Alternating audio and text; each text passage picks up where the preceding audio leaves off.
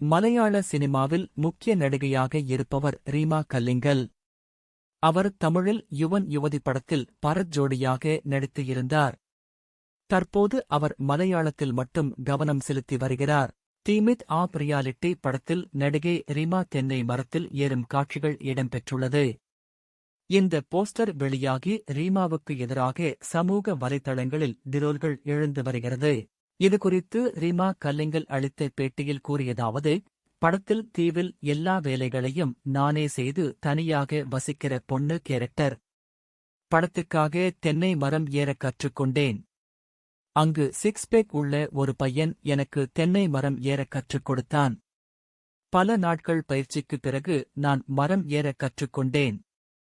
தென்னை மரம் ஏறுவது ஜாலியாக இருந்தது.